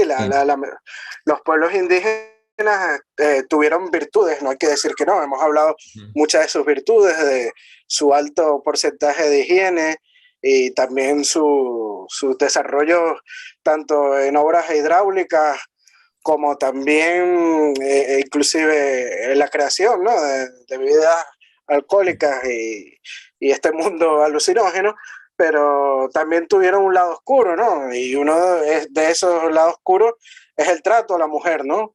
Y se dice que su esperanza de vida en época precolombina era de 14 a 18 años, o sea, muy poca la esperanza de vida. Hay Ujú. un historiador argentino que se llama Héctor Petrocelli, que ha Ujú. estudiado muy bien esto de la misoginia en el mundo precolombino, ¿no? Prehispánico. Voy Ujú. a citar a este historiador. Dice, en muchas de las culturas aborígenes, la mujer se hallaba en una situación de inferioridad. Esto es notorio entre los mayas, donde hombres y mujeres comían separados. Y si llegaban a cruzarse en su andar, la mujer debía apartarse bajando la vista. Los aztecas podían arrojar de sus hogares a las mujeres de mal temperamento, haraganas o estériles. Era costumbre de los chipchas, chipchas es en Colombia, que el tributo al cacique se pagara con mujeres, que esclavizadas tenían hijos con aquel. Esos niños se convertían en manjar de su padre en actos de canibalismo repugnante. En muchas tribus habitantes del actual territorio argentino, la mujer que iba a contraer nupcias era comprada y gozar sexualmente de la novia por caciques invitados antes que el propio marido en las ceremonias matrimoniales era costumbre de las charrúas. Entre los comechingones se le producían cortaduras sangrantes a la niña que entraba en la pubertad en medio de una bacanal alcohólica general. O sea, lo que nos están señalando estas costumbres pues son bastante fuertes, ¿no? Ujú. Y otra fuente principal de época hispánica que la hemos nombrado anteriormente, que es el misionero jesuita Joseph Cumilla, en su obra El Orinoco Ilustrado y Defendido, de 1731, pues él señala que los indios de los llanos del Orinoco, los indios Betoye, que dice que muchas madres asesinaban a sus hijas al nacer para que no sufrieran. Cito al padre Joseph Gumilla. Las mujeres se ocupaban de preparar la tierra y de sembrar y recoger los frutos de la labranza. Cuando acompañaban al marido de cacería, cargaban los muchachos, las raíces para preparar la comida y el maíz para hacer la chicha. Al regresar buscaban la leña, cargaban en agua, preparaban la comida y molían el maíz. Los hombres, mientras tanto, descansaban en la hamaca. Al concluir la faena, agotadas, los hombres se tomaban la chicha, se emborrachaban y ya sin juicio les pegaban con un palo, les jalaban el cabello y les arrastraban por el piso. Bueno, hay que decir que hoy en día los tribus como los Yanomami en Venezuela y en Brasil está entre sus costumbres guerreras robar mujeres y violarlas masivamente. Después las designan como esposa, ¿no? A cada miembro que esté soltero dentro de la tribu. Y bueno, un caso histórico muy reciente es el de Elena Valero, ¿no? En 1932. Es una prueba, ¿no? Estuvo 24 años al sur del Orinoco, raptada por las tribus Yanomami en Venezuela, y fue violada, ¿no? E inclusive tuvo varios hijos con estos Yanomami. Y al final ella trató de regresar al mundo blanco, por llamarlo de alguna manera, ¿no? Y no se adaptó y terminó, como ya se había criado desde muy niña, con los Yanomami, pues terminó regresando con ellos. Claro. Sí. Ese caso creo que viajó a Nueva York y no comprendía cómo era la vida allá y tuvo que regresarse, No, ¿no? ese es más actual, el que tú dices. Ok. Que se casó con un científico norteamericano, una Yanomami. Sí, se fue. Sí, Al tuvieron revés, hijos claro. y ella regresó después al Amazonas, ¿no? No se Sí, correcto. acostumbró. Pero ya en Estados Unidos como que el cambio muy drástico. Sí, muy drástico, claro, comprendo. Sí, digo, finalmente son prácticas culturales muy negativas, ¿no? Que no permiten el avance de diferentes sociedades y tristemente se siguen dando en la actualidad en algunos grupos indígenas aquí en México, ¿no? Donde esta cuestión de la compra, ¿no? De la venta, de la compra de mujeres que se practicaba desde la antigüedad, pues sigue, la verdad es de que sigue ocurriendo, ¿no? Hay en la Constitución mexicana, por ejemplo, hombres y mujeres tienen los mismos derechos, pueden ser elegibles, ¿no? Para ocupar algún cargo público, etcétera, ¿no? Y sin embargo, en muchos grupos indígenas, quienes ocupan los cargos son solamente hombres, ¿no? Todavía hasta la fecha, en contradicción con la Constitución nacional, porque bueno, también ellos se les respetan sus usos y costumbres, ¿no? Por decirlo así, ¿no? Entonces, aquí, por ejemplo, en la actualidad, aquí con los COMCAC, acaba de haber una mujer regidora de una de las comunidades. Es la primera mujer en toda la historia de esta comunidad. Entonces, bueno, hay algunos avances que se dan lentamente y me parece interesante este tema que planteas, ¿no? Y fundamental también en nuestros tiempos, porque al menos en la parte mesoamericana del México antiguo, este cambio donde parece haber una divinización de la mujer, donde parece haber un respeto, ¿no? Y un papel central de la mujer en la sociedad, se ve muy claramente el cambio cuando inicia la civilización, o sea, cuando empieza a haber grandes villas, cuando empieza a haber una casta dominante, centros políticos religiosos, bueno, en el caso de México, pues desde los olmecas, se ve claramente cómo ocurre ese cambio. Es decir, antes de la aparición de los olmecas, las piezas arqueológicas nos hablan de una divinización de la fertilidad, de las mujeres embarazadas, ¿no? De las mujeres líderes, ¿no? Todas las figurillas hacen mucha representación a las imágenes femeninas. Y en cuanto inicia la civilización olmeca, parece que se dejan totalmente de lado las representaciones femeninas, ¿no? En realidad hay muy pocas y empieza a representarse las figuras masculinas, los reyes, los guerreros, ¿no? Bueno, Estas figuras de autoridad, ¿no? un caso muy interesante es el de Doña Malinche, ¿no? Doña Claro. Marina, que era una princesa maya, de pueblos mayas, y fue regalada prácticamente como una esclava, ¿no? A Cortés y a sus hombres, ¿no? Como un Claro. regalo de parte de, de los aztecas, ¿no? De los pueblos aztecas. Y aquí vemos que prácticamente pues la mujer era eso, casi que un objeto para ellos, lamentablemente. Sí. Sí, sí, ¿vas a comentar?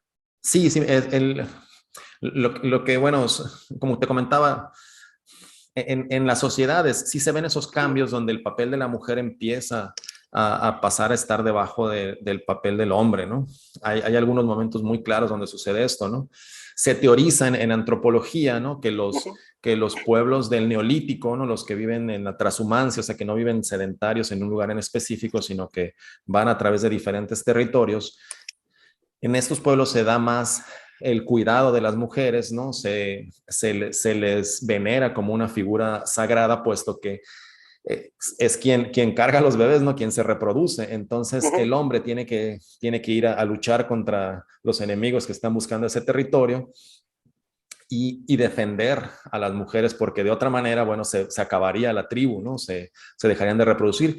Y también dentro de esa lógica, dentro de la lógica de los pueblos nómadas, es importante también traer más mujeres a la tribu, ¿no? O sea, de ahí este inicio Sí, los raptos, sí. del rapto de mujeres, ¿no? O sea, cuando derrotan a alguna tribu enemiga que están compitiendo con los recursos, bueno, una de las primeras acciones o uno de los objetivos fundamentales bajo esta lógica, pues es raptar a las mujeres, ¿no? Y bueno, como te digo, aquí hay, en ese sentido me parece que por un lado se le da el papel predominante, es decir, se pueden morir muchos hombres en la batalla, en la guerra, en la cacería, pero se cuida lo más posible las mujeres, que bueno, igualmente pueden morir en el parto o que pueden ser raptadas, ¿no? Entonces, bajo esta lógica, sí, el papel de mujeres y hombres me parece en estas sociedades bastante difícil, ¿no? Sin embargo, como te comentaba, cuando inicia la civilización, cuando Ujú. empiezan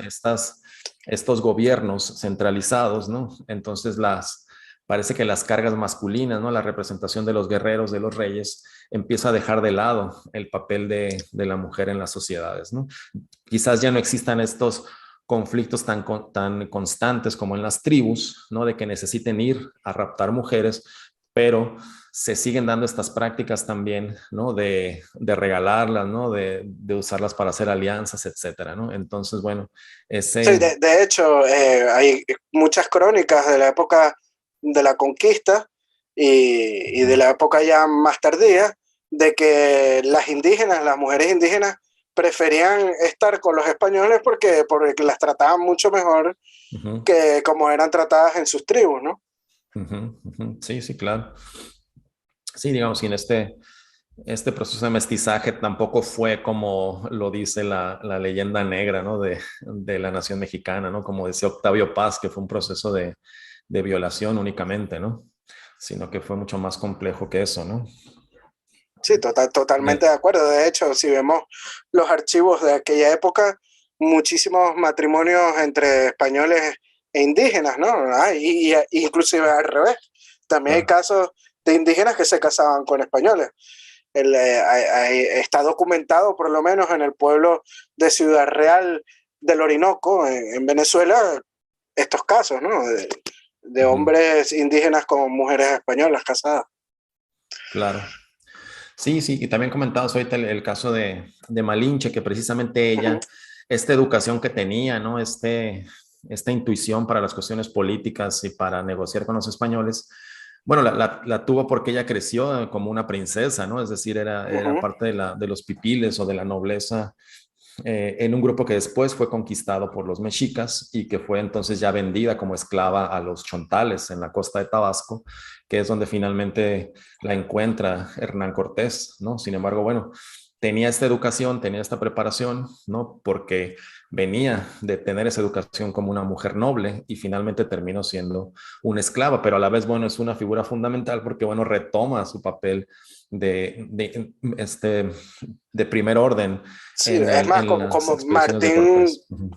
el historiador mexicano Martín Ríos Saloma, que es catedrático de la UNAM, él cita que el personaje más importante de la conquista de México es Doña Marina. Sin Sí, Doña Marina no hubiese sido posible la conquista como la conocemos hoy en día, ¿no? sí hay crónicas que incluso se refieren que comentan que cuando veían a Cortés decían que era el señor Malinche, ¿no? O sea que en realidad él era quien iba por delante, pero quien tenía toda la estrategia era ella, ¿no? Finalmente, ¿no? Entonces, Me parece muy importante este tema, o sea, de ver de dónde vienen las sociedades en la antigüedad, de dónde ha sido, cómo ha sido concebido el papel de la mujer desde la antigüedad, por, bueno, por todas estas reflexiones que tenemos que hacer en la época moderna, ¿no? Pienso que al ser parte de la civilización occidental y al ser parte del mundo hispano, nosotros hemos avanzado mucho más que otras civilizaciones. No digo que estemos en un punto ideal, ¿no? Pero hemos avanzado mucho más que los musulmanes, por ejemplo, ¿no? Que los anglosajones en el papel de respetar precisamente a la mujer, aunque obviamente hace falta mucho por No, hacer, y ¿no? la diversidad racial, o sea, Ujú. vemos que en el mundo hispánico no tenemos esas taras mentales tan presentes como pueden ser en los pueblos anglosajones o nórdicos, ¿no? Con la diversidad racial.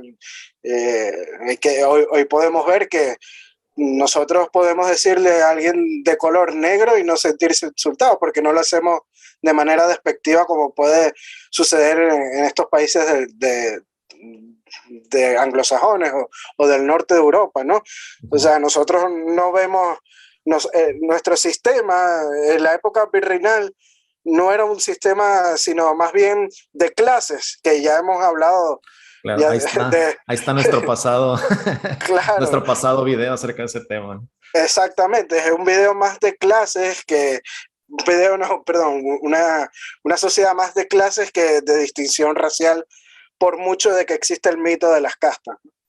Así es.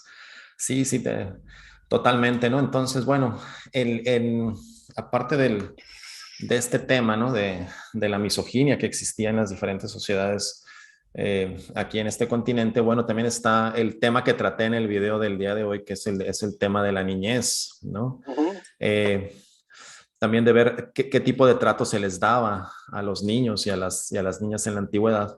Y también te digo, yo hago una división más o menos básica y general, donde aquellos pueblos que tienen un estado central, donde tienen una casta dominante, ¿no? Donde Uh -huh. incluso son militarizados, tienen una forma de tratar a las mujeres, una forma de tratar a los niños, ¿no? Distinta a aquellos pueblos donde las relaciones son más horizontales en la sociedad, ¿no? Donde en las tribus no hay tanta esa división de clases, ¿no? Ni una casta superior a otra. El trato que se da dentro de las mismas tribus también llega a ser diferente, ¿no? Sabemos, por ejemplo, por las crónicas que entre los huastecos de las selvas del Golfo de México había una gran, eran pueblos que tenían muchas fiestas, ¿no? Que donde los Uh niños -huh. jugaban mucho, donde había incluso libertad sexual. Y eso era muy mal visto por los mexicas. O sea, consideraban a los huastecos unos salvajes, unos bárbaros, porque no disciplinaban a sus niños, ¿no? Porque los dejaban jugar libremente, etcétera. Y los aztecas, ¿no? O los mexicas en particular, de acuerdo a lo que nos dicen las crónicas, eran muy disciplinarios a través del dolor con la niñez, ¿no? Entonces, para conformar a estos individuos que sirvían al Estado militarizado, bueno, había ciertos tratos muy violentos, ¿no? En el video de hoy hablo sobre Uh que -huh. una forma de castigar a los niños cuando no hacían sus deberes correctamente era quemar chiles, ¿no? Y ya ves que, que aquí son muy picosos los chiles, ¿no? Y con el humo que despiden esos chiles, les ponían la cara ahí en el humo para que empezaran a llorar y sintieran mucho dolor. Ese era uno de los castigos que hacían a los niños en la época antigua, ¿no?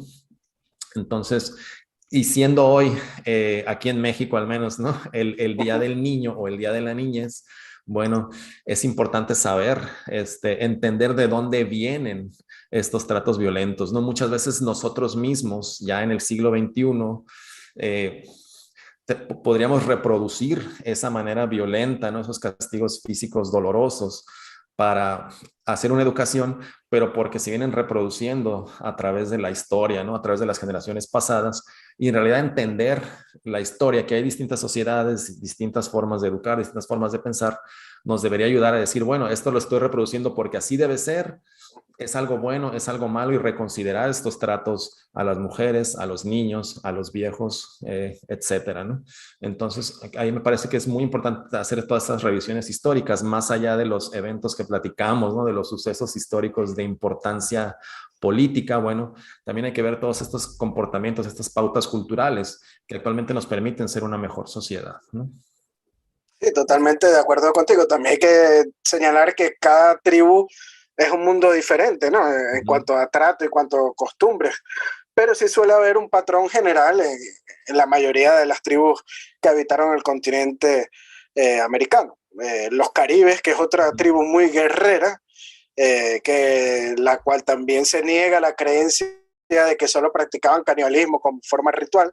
Se ha demostrado que no es así, Ujú, pues las crónicas señalan que lo hacían de forma muy habitual. ujú, Y de sostén alimenticio, los caribes atacaban para conseguir botines y de paso capturaban hasta niños, ujú. que es el Día del Niño, a Sí, los claro. cuales castraban y criaban para comérselo, así Como como si ganado. como ganado, exactamente, como los Ujú. castran para que engorden más y se le pueda sacar un mejor provecho de las carnes, ¿no? O sea, es demasiado inocente creer que gente que engordaba a los indígenas y colgaban piernas, brazos y torsos en los bohíos como si fueran jamones para consumir, ¿no? Como los jamones de aquí de España, Ajá. solo lo hicieran por rituales, ¿no? Y más cuando la proteína escaseaba, sobre todo en algunas islas del Caribe, ¿no? O sea, Así es. es lamentable. O sea, todas estas tribus tenían una vida muy fuerte y sobre todo estas tribus guerreras en cuanto el nivel de vida era matar o morir. Es así. Claro. Ujú. Sí, sí, era así, ¿no? La ley del talión, como dicen, ¿no? Sí, la ley es O más fuerte, claro. la ley del más fuerte. Sí, sí, correcto, ¿no? Sí, y también digo, es que estas referencias se hacen muchas veces también, como bien dices, son diferentes las culturas, ¿no? Pero por ejemplo, en el caso de México, sí se sabe que los cautivos de guerra más fuertes, aquellos que había sido más difícil capturar, y bueno, entre paréntesis, era un deshonor morir en el campo de batalla en Mesoamérica. O sea, tenías que capturar a tu enemigo o ser capturado, ¿no? Y morir siendo sacrificado Sí, en el como templo de las Dios, famosas ¿no? guerras floridas, ¿no? Claro. Ujú.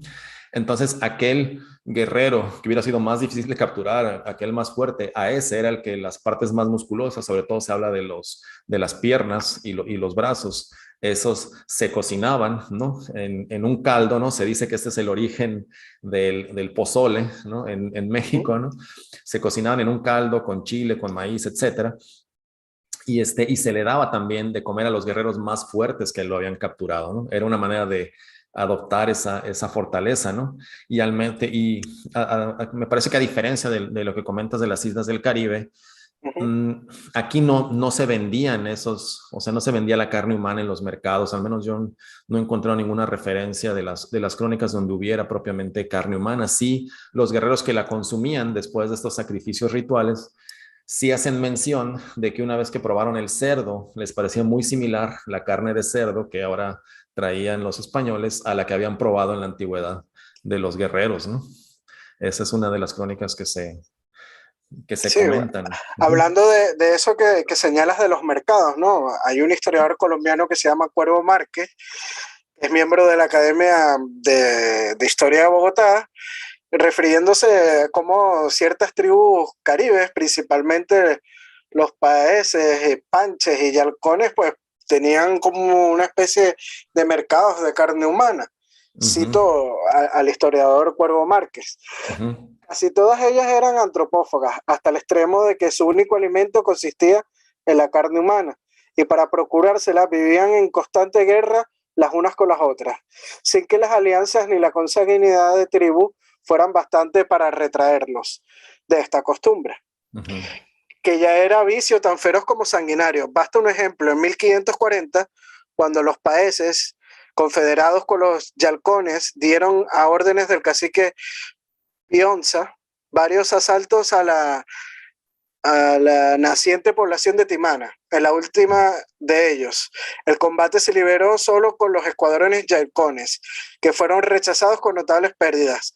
Los paeses presenciaron la derrota desde una altura, y una vez que estuvo consumada, no se preocuparon sino de hacer la cacería a sus aliados derrotados. Capturaron un gran número y con ellos tuvieron abundante provisión de carne por mucho tiempo. Al pueblo de carnicerías en el vecindario de los países le dieron los españoles este nombre porque allí encontraron mataderos y mercado público de carne humana. Uh-huh. claro. Sí, sí, como bien dices, hay diferentes prácticas de acuerdo a los Cada diferentes. tribu es un mundo diferente, pero sí hay ciertos patrones como que generales entre ellos, ¿no? Sí, claro. Digo, Bueno, eh, un ejemplo es del tan diferente puede ser una tribu a la otra que los caribes, que son caníbales y son muy guerreros, ujú, con sus vecinos que eran los arawak, ¿no? Que eran muy pacíficos, que son los que se consiguió Colón al principio, ok, que Colón los señalaba como gente que no tenía maldad, ¿no? Ni nada negativo. claro, Y después se consiguieron a esta tribu hostil, como los caribes, que eran totalmente diferentes. claro. Sí, sí. Y también te digo, los mexicas, que eran un pueblo guerrero, ¿no? También estaban en mucha oposición, por ejemplo, con los grupos de Occidente, ¿no? Si tú ves el arte de Occidente, son perritos bailando, gente haciendo fiestas, ¿no? O sea, Uh -huh. también había una gran diversidad en la forma de vida y en las culturas mesoamericanas, ¿no? Aquí, bueno, los indigenistas, ¿no? Dirían que el canibalismo, digo, los indigenistas radicales, ¿no? Yo soy Uh -huh. indigenista también, pero no radical. Es que ser hispanista no está en contra de Claro, los pueblos claro. indígenas, más bien es algo de unir, ¿no? Los pueblos y las razas, es totalmente diferente. Sí, claro, ¿no? Pero te digo, el argumento sería que los conquistadores se inventaban todas estas Mm. escenas de canibalismo, ¿no? Para Bueno, justificar la conquista, ¿no? sabes que algunos ponen en duda las crónicas, ¿no? De los europeos y religiosos, y en el año 2020 se hizo, por lo menos hablando de los caribes, ¿no? Se ha hecho un hallazgo por investigadores como William Keegan del Museo de Historia Natural de Arqueología del Caribe en Florida, Ann Ross también de la Universidad Estatal de Carolina del Norte, entre otros, donde analizaron las características morfológicas de 103 cráneos hallados en el Caribe. 4 de ellos eran de Venezuela. Y, y constatan que las crónicas de Colón y de otros cientos de cronistas son verdaderas. Desvelan que los caribes invadieron Jamaica, la Española y las Ujú, Bahamas, donde entraron en guerra con Arawak y practicaron el canibalismo. ujú, Y en México también vemos restos, hallazgos humanos de cuerpos de carabelas, etcétera, claro. donde se practicó el canibalismo. Sí, sí, correcto. No, y te digo, y no se trata de juzgar a estas prácticas culturales después de tantos siglos, ¿no? Desde mi punto de vista hay que entenderlo también, ¿no? Claro, claro. Se han encontrado, ¿no? Por ejemplo, aquí en el desierto de Sonora, incluso en la zona maya, en muchas partes de México, que padecían de mucha desnutrición muchos de los grupos indígenas, ¿no? Es decir, hay algunos donde han visto los huesos porosos, los huesos frágiles, que tienen artritis, ¿no? Que les que les faltaban ciertas vitaminas. Entonces, en realidad, lo podríamos ver también de ese lado, ¿no? De que no es tanto la inmoralidad de cometer el canibalismo, ¿no? Sino esa necesidad fisiológica de tener algo de proteína, de tener más nutrientes para algunos de estos pueblos, ¿no? No, Afortunadamente ahora hay otras opciones, Miguel, ¿no? Miguel de Vasconcelos dijo que el buey fue el gran libertador de los indígenas, porque primero ya no les obligaba a trabajar la tierra y segundo que les proveía las proteínas necesarias para una buena alimentación. Y Claro, el buey y todos estos animales vacunos, ¿no? Caprinos, y el cerdo también, pues vino de Europa. claro, correcto, ¿no? Y eso fue mucho más difundido en la sociedad, porque en la época antigua sí sabemos, por ejemplo, que los dirigentes sí comían el guajolote, ¿no? O el pavo. Uh -huh. Si cazaban venado, también accedían a la carne de venado, ¿no? A reptiles.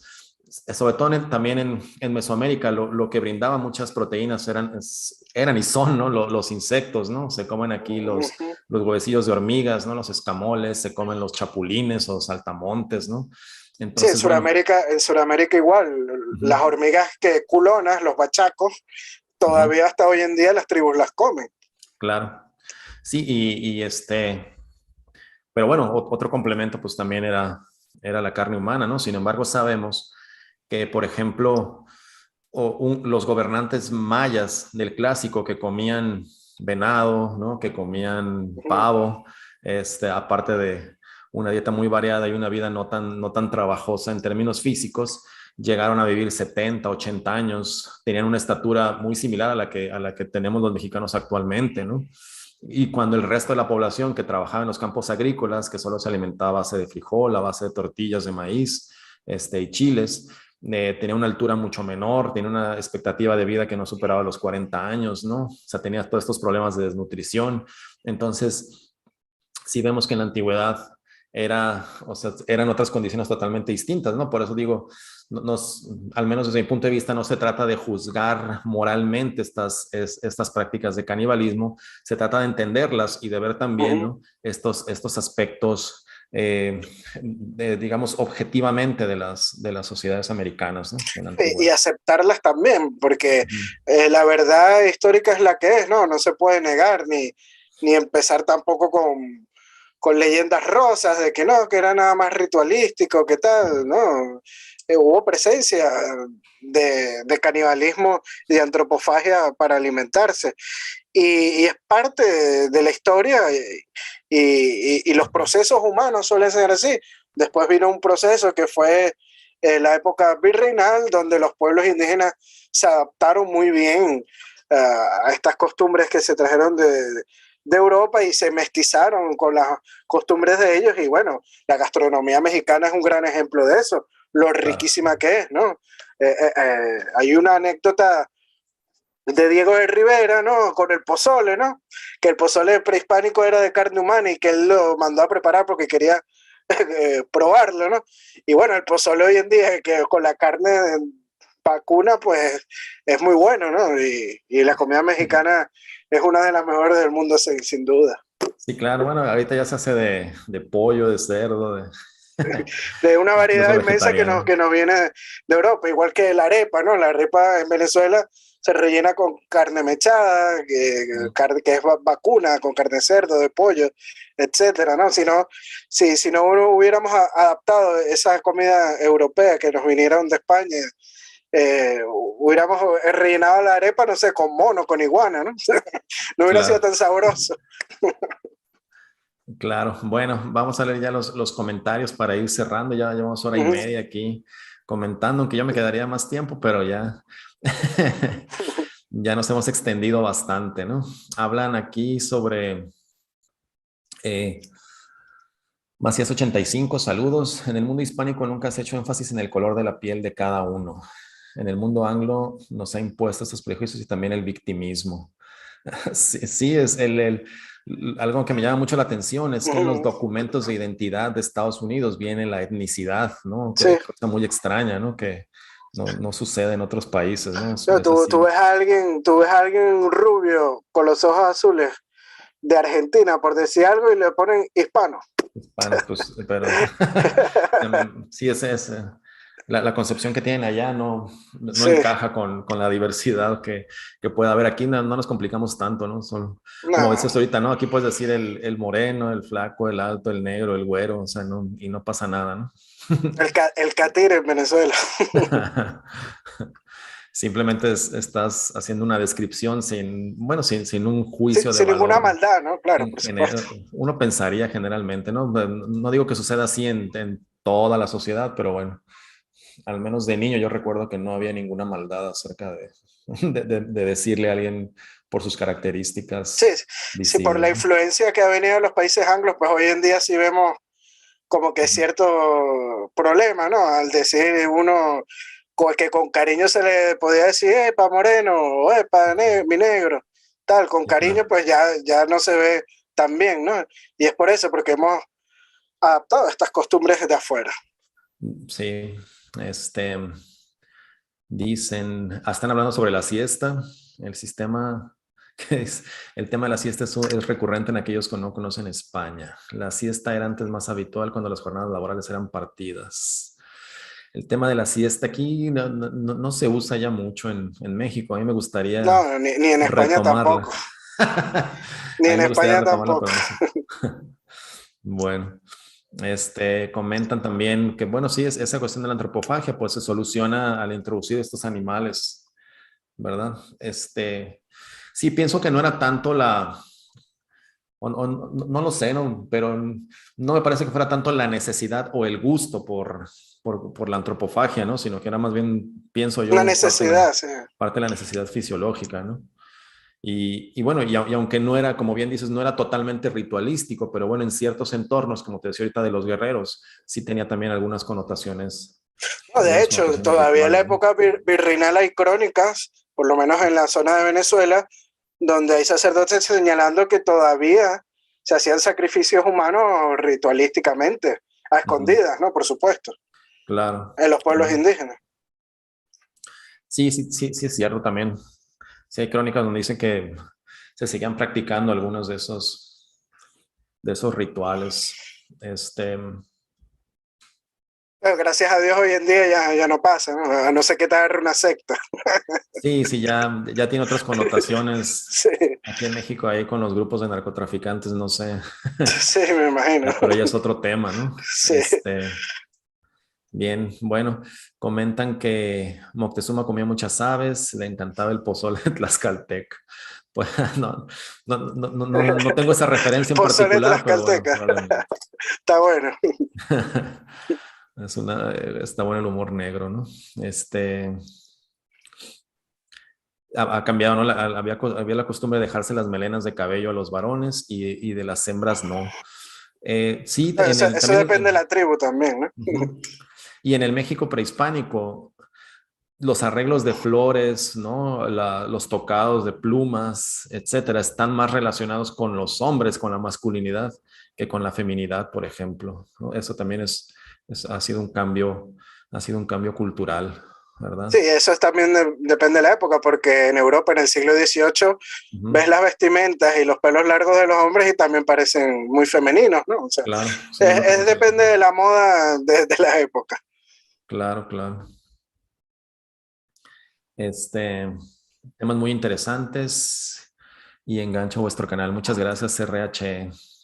La hispanidad es la suma de todos, también comenta. Pues muchas gracias. Gracias a todos por sus comentarios. Bueno, hicimos comentarios de varias costumbres, ¿no? Ujú. Algunas similitudes que hay. Finalmente, como bien comentaron aquí en el chat, pues somos la suma de todas esas costumbres. Desde mi punto de vista, yo cerraría diciendo que no hay que ocultar estas cosas negativas que tenían tanto los conquistadores europeos como los grupos indígenas. No hay que caer ni en la leyenda negra ni rosa. Es bueno conocerlo, porque a fin de cuentas, pues ya pasaron muchos siglos, muchas generaciones, y eso nos brinda un panorama hacia el futuro, ¿no? A través de comentar estas prácticas, estas costumbres que había en el pasado. Entonces hablamos un poco de la higiene, hablamos un poco sobre las sustancias psicotrópicas, sobre la misoginia, sobre el canibalismo y el trato a la infancia. Me parece una plática muy completa y te agradezco infinitamente, Miguel. No, bueno, para mí es todo un honor, ¿no? Haber compartido contigo estos temas que son muy pocos comunes, ¿no? En los canales, no solo hispanistas, sino del Internet en general, ¿no? Y hablando como yo siempre me gusta, ¿no? O sea, con documentación y base de conocimiento, ¿no? Y Así.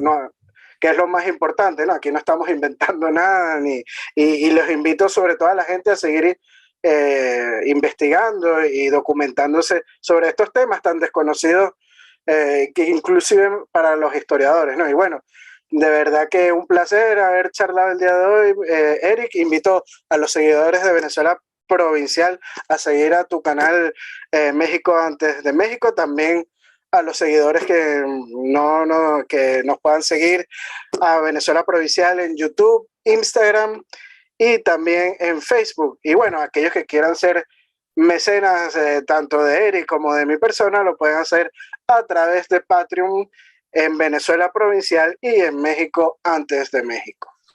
Muchas gracias, Emilio. Sí, correcto. Les recomiendo mucho el Facebook de Venezuela Provincial. Siempre pones artículos muy interesantes, ¿no? Como este de la higiene que originó esta charla del día de hoy. También muchas charlas que tienes en el canal de YouTube. Igualmente, pues Siempre es un gran apoyo suscribirse, darle like, compartir. Son apoyos que no cuestan nada. Ya si quieren hacer microdonaciones, convertirse en mecenas, está la página de Patreon de ambos canales, de Venezuela Provincial y de México Antes de México.